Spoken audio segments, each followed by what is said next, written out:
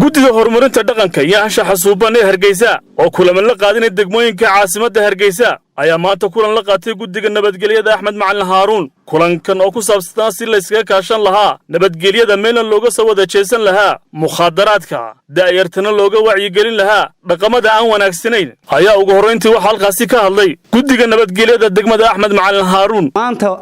waxaan ugu mahadcelinaynaa inaanu helay oo aad soo dhaweynaynaa inaanu garabkii koowaad maanta aanu helay oo u baahnayn oo salaadiintii qaranka anagu markii horeba waa shaqeynay maantana kala salaadiintii iyo culimada nagu soo beereen alxamdulillah ilaahay baa mahad leh waxaanu doonaynaa madax iyo mijo in gacmaha la isqabsado oo halkii inaga xumaataba inagoon madaxweynaha iyo culimada iyo salaadiinta iyo jananka iyo ciidanka iyo dumarka iyo dhalinyarada inta aanay u kala hadhin inagoo gacmaha haysanayno meel walba weerar iyo difaac ku galno gabagabadina waxa halkaasi ka hadlay xubnaha gudida horumarinta dhaqanka iyo anshaxa suuban ee Hargeysa waxaanu ugu talagalnay 8 degme magaaladu ka kooban tahay inaanu mid walba la kulanno wixii ay xog hayaan iyo wixii aynu ka caawinayno ee la isku agtaagayo iyo sidaynu isku kaashanana aynu ka wada tashanno wax la qabto waxa ugu fiican amalka wanaagsan ee Ilaahay raali ka yahay mar haddii waxaad qabanaysaa Ilaahay raali ka yahay ogow maad khasaarine haddaad adduunyada ku weyday oo aanad helin aakhiray ku taalaa haddii wanaagu bato oo la sheego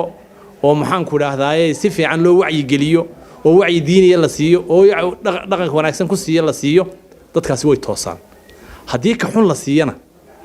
iyaguna way qalloocdaan dadkay waxaan u jeednaa inuu ka waaninayna inuu ka wacyi gelinaa waxa weeye maaragtay mukhadaraadka hadii halka ogtiin maanta ina marinaya amni darada isagu ka dambeeya maxaan ku dhahay dadka siday u galeysay xumaanta ay maaragtay ay leedahay dadka ku dagmaya ee runtii faraha badan ee dhalinyarada u badan ee rag iyo dumarba ah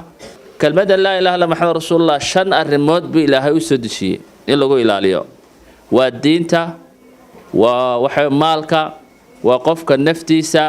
waa qofka sharaftiisa shanta qodob baa diintu u soo degtay ilaahay inuu ku ilaaliyo shantii qodob baa mukhadaraadka iyo daraagisku way burburinayaan